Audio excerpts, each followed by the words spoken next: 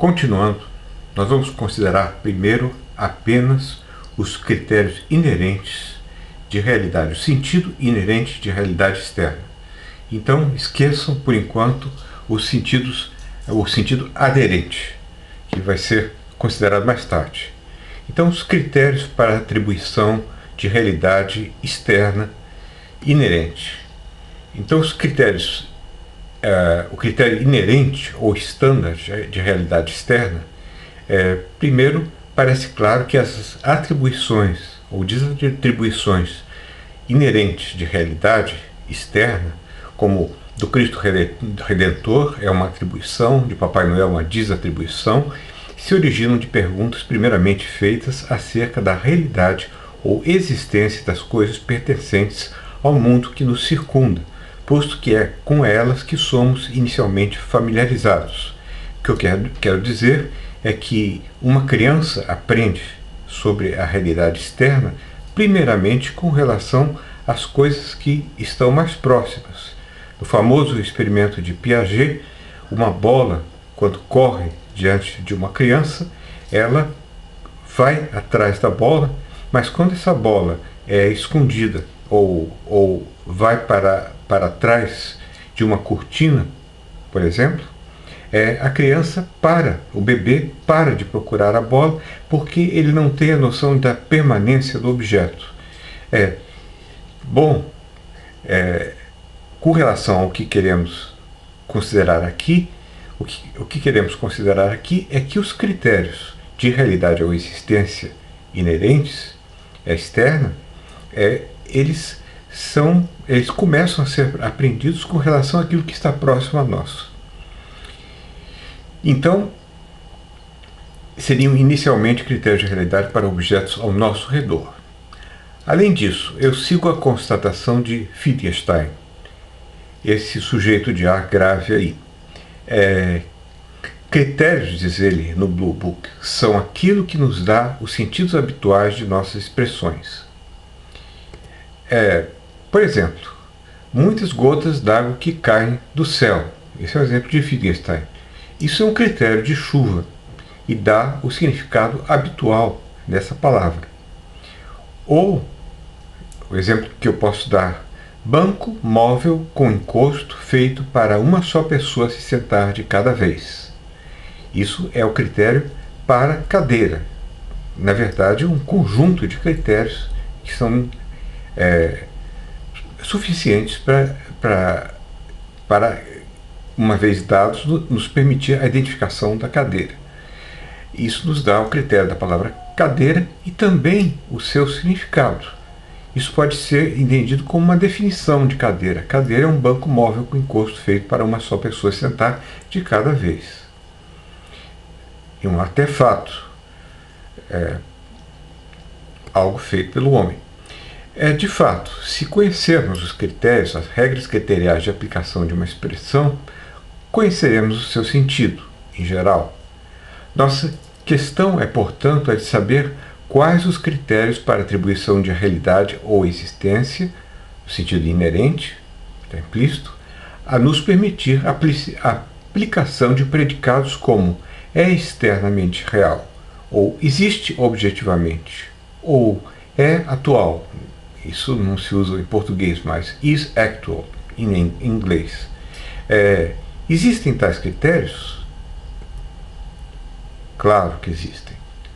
E a minha convicção é de que esses critérios de realidade inerente, externa, existem e nós podemos inclusive rastrear a sua discussão em muitos pensadores influentes e verificar o quanto eles convergem, malgrado diferenças doutrinárias.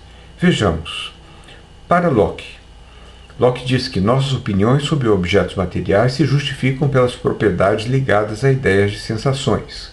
Tais propriedades seriam principalmente o caráter involuntário das ideias, não depende da nossa vontade, a realidade desse relógio, por exemplo, além de ser ordenada e coerente a relação entre elas. Bom, relação ordenada e coerente, isso quer dizer segundo certas leis, como leis naturais. refletindo o fato de serem governadas por regras. Digamos, o modo como esse relógio funciona. E da consciência delas também por outras pessoas, isso é, interpessoalidade ou intersubjetividade. Todos sabem, digamos, dessas propriedades do relógio. Bom, uma vez que ela pode ser vista pelas outras pessoas, examinada. Berkeley dizia que as ideias firmadas pela imaginação são fracas, indistintas, inteiramente dependentes da vontade. Eu posso fazer com que um objeto como esse relógio levante voo sozinho, na minha imaginação, enquanto as ideias percebidas pelos sentidos, diz ele, são vívidas, claras e independentes da vontade. Nós poderíamos, em certos experimentos, tornar movimentos externos dependentes da vontade, mas coloquemos isso agora entre parênteses. Hume, as percepções das coisas reais entram com mais força e violência na alma, diversamente das fracas imagens do pensamento e do raciocínio. Mesma coisa que Berkeley. Kant, para ele, a conformidade da lei de todos os objetos da experiência é o que define o aspecto formal da natureza, a Gesetzmäßigkeit. Kant tinha que ter alguma coisa assim, pomposa, vamos dizer. Stuart Mill. Para Mill, o mundo externo material é constituído de contínuas ou garantidas possibilidades de sensação, seguindo-se uma a outra de acordo com leis. Repetindo o que outros disseram, embora as sensações sejam subjetivas, as contínuas possibilidades de sensações são para ele objetivas. Quer dizer, mesmo que eu não esteja nessa sala, a possibilidade de, ao entrar nessa sala, observar esse computador, se ele for deixado aqui, ela é contínua ou garantida. Então, isso é uma prova de que ele é uma coisa real, externa.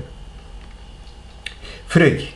De acordo com Frege, o principal critério de objetividade é o acesso interpessoal, intersubjetivo, seguido da independência da vontade, enquanto os principais critérios de realidade são experiência espaço-temporal. Juntando-se os critérios, nós chegamos ao reino da realidade objetiva, reino do mundo físico, que é para ele constituído por aquelas coisas que são intersubjetivamente acessíveis à experiência espaço-temporal. Ok. Peirce reconhece o real como aquilo que é intersubjetivamente identificado como tal pela comunidade linguística ao longo do tempo, in the long run. Moore sumariza muito disso num artigo sobre a realidade, dizendo que as propriedades da realidade externa, que o real, aquilo que é independente da mente, é verificável por outros, intersubjetivo, que está sempre conectado com certas outras coisas, como dizia Locke, tem desse modo certas causas, efeitos e acompanhamentos, quer dizer, segue certas leis naturais, e que tem o mais elevado grau de intensidade, de realidade, a maior intensidade, como considerava Hume. Freud, eu posso continuar com vários outros autores, mas Freud sugere que o recém-nascido seja movido pelo assim chamado princípio do prazer, buscando sempre a imediata satisfação dos seus instintos e incapaz de distinguir o mundo externo do mundo interno. Mas só gradualmente a criança aprende que o mundo externo, diversamente do mundo de sua imaginação, não se conforma à sua vontade. O que ele quer não é satisfeito simplesmente por ele querer. Ele precisa fazer alguma coisa. Isso o força a aprender a postergar a satisfação pulsional e, antes disso, realizar um trabalho que o permita satisfazer posteriormente a satisfação, a necessidade pulsional. Desse modo, substitui ele gradualmente o princípio do prazer pelo princípio da realidade, que é o princípio pelo qual se movem os adultos, pelo menos certos adultos. Então, não precisamos prosseguir com Freud. De fato, desde nossa infância aprendemos a distinguir a realidade externa da aparência por meio de critérios tais como os de maior intensidade da sensação, independência da vontade, acesso interpessoal, obediência a regularidades, leis físicas, e muitos outros filósofos poderiam ser citados como apontando para critérios semelhantes. Não faltou quem se queixasse da fraqueza desses critérios. O excelente epistemólogo Laurence Bonjour, por exemplo, criticando o representacionalismo de Locke, demonstrou sem qualquer dificuldade que nenhum dos critérios propostos por esse filósofo é suficiente. Com efeito, se tomados individualmente, eles podem sempre falhar. Uma pessoa com alucinose alcoólica, por exemplo, ela vê cavalos brancos perfeitamente nítidos, perfeitamente reais. Uma pessoa pode ter um sonho tedioso, no qual as coisas seguem perfeitamente as leis naturais. Uma vez eu estava dormindo, sonhei que o despertador ligou, eu sonhei que eu estava me levantando, fui até o banheiro, escovei os dentes, até que eu percebi que eu estava dormindo ainda. Então, nesse sonho, eu segui leis naturais. Nós podemos perfeitamente imaginar sonhos tediosos em que as pessoas seguem leis naturais. Várias pessoas podem também tomar um alucinógeno, seguindo uma expectativa comum, ter a experiência intersubjetiva de discernir um objeto especial, um espírito ou coisa assim. Então seria uma alucinação intersubjetiva, interpessoal.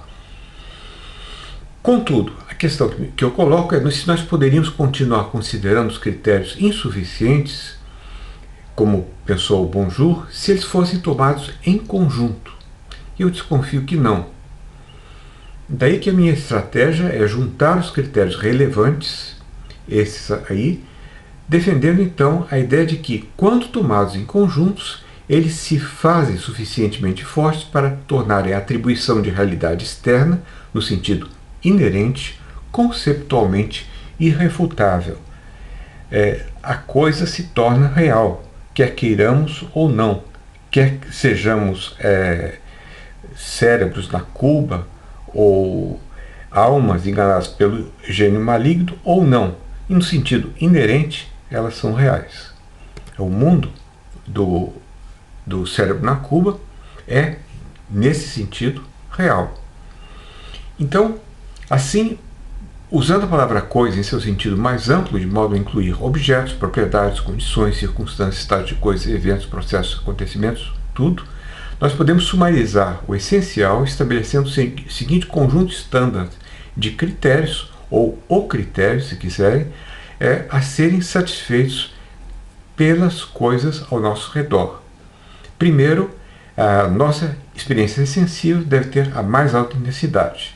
2, elas permanecem independentes da vontade, as experiências sensíveis.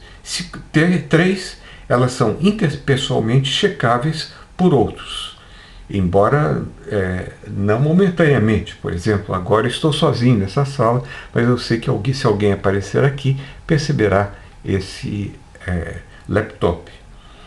4, elas são sujeitas a regularidades apropriadas. Coisas externas seguem regularidades impostas por leis naturais, eventualmente normas sociais, eu imagino, etc. Esse me parece o conjunto mais importante dos critérios, se nós levarmos a sério o que todos esses filósofos consideraram e reconsideraram. Então, o critério estándar de realidade aderente das coisas externas pode ser considerado esse conjunto de subcritérios, se vocês assim quiserem. E eu quero salientar que qualquer coisa que efetivamente satisfaça diretamente ou não todos esses critérios será inevitavelmente considerada externamente real no sentido inerente da palavra. E se alguma coisa de fato não chega a satisfazer todos ou quase todos esses critérios, ela não chega a ser inerentemente real. Então, esse livro é real. Isso é um livro. Aqui, implicitamente, eu estou dizendo que ele é real. Então, eu posso dizer que o livro é real na medida em que ele satisfaz esses 4 critérios principais, ou o critério estándar de realidade externa aderente.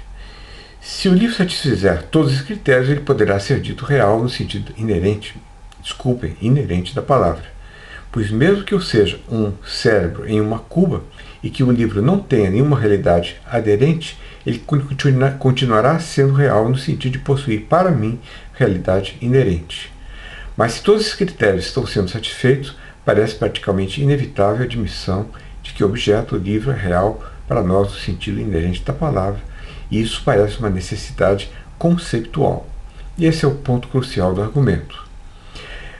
Devemos notar que minhas sensações podem estar embotadas por algum medicamento. Então, o caso de não há. Que há estados internos independentes de minha vontade. Por exemplo, uma neurose obsessiva, um pensamento obsessivo que se repete independente da minha vontade. Um desejo obsessivo. Então, eu tenho um não B. Eu posso tomar alucinógenos que produzem alucinações grupais. Então, eu teria intersubjetividade na alucinação. Ou então eu posso produzir na minha imaginação outros sujeitos que deem uma garantia intersubjetiva daquilo que eu estou percebendo, sujeitos imaginários. Então, não ser é possível. E também, nem a regularidade da natureza é garantida. Eu posso ter um sonho absolutamente que satisfaça, um sonho tedioso em que eu realizo as tarefas do dia a dia. Então, isso significa que o critério estándar de realidade inerente é suficiente para a atribuição de realidade, mas não é necessário. As coisas podem ser reais sem que, por alguma razão, ele seja satisfeito. E é claro que há variações convencionais de acordo com o tipo de objeto ou circunstância. O arco-íris é quase um objeto, não chega a ser um objeto material, mas é alguma coisa objetiva. E, por isso mesmo, ele apenas visualmente e com máxima intensidade perceptual dentro do contexto perceptível, mas ele não é perceptível por vários sentidos, não é cossensorial. Ele é também intersubjetivamente acessível. Mas, mesmo assim, convencionamos já dizer que ele é real. Objeções. Que dizer de entidades postuladas pela ciência, forças físicas, partículas subatômicas, etc.? Ora, resposta. Elas satisfazem indiretamente os critérios de realidade e por isso podem ser chamadas reais. Por exemplo, a existência de corrente elétrica iluminando a tela do meu laptop. Sei que é real porque segue as leis da física que conheço, etc., mas sei disso indiretamente pelo fato da tela estar iluminada. Sei disso porque a corrente elétrica dentro do meu laptop causa a iluminação da tela, a qual satisfaz os critérios de realidade inerente. Outro exemplo, eu tenho um ímã com limalha de ferro que eu distribuo, eu posso ter uma representação visual das linhas de força dos polos magnéticos, aquela experiência que a gente faz quando criança.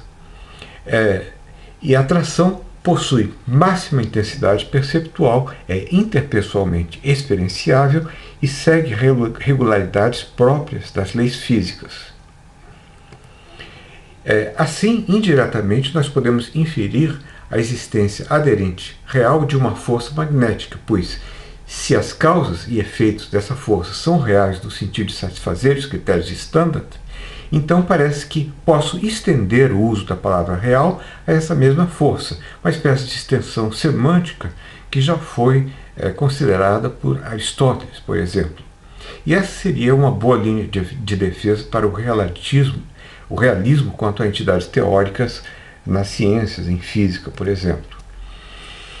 Curiosamente, é aplicando tais critérios que satisfazemos o que para Carnap era a condição de realidade interna de uma coisa no mundo das coisas, qual seja, diz Carnap, ser bem-sucedido em incorporar essa coisa em um sistema de coisas em uma particular posição espaço-temporal, de modo que ela se encaixe com outras coisas reconhecidas como reais de acordo com as regras do sistema. Essas últimas, essas regras do sistema, agora já sabemos, são as regras criteriais para a atribuição da realidade inerente das coisas no mundo externo, condições A, B, C e D. Então, com base nisso, nós poderemos provar o mundo externo, mas isso será para a próxima série de slides.